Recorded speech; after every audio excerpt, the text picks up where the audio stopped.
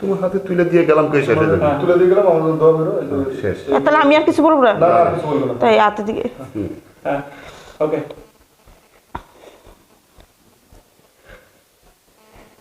Action বোন, আমার এই ফেরেশতার মতো স্বামীটাকে তোমার হাতে তুলে দিয়ে গেলাম, তুমি তার খেয়াল রাখো।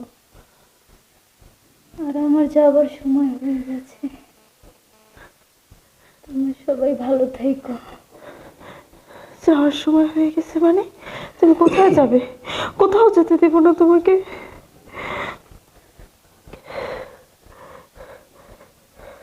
বোন আদুরি আদুরি আদুরি মা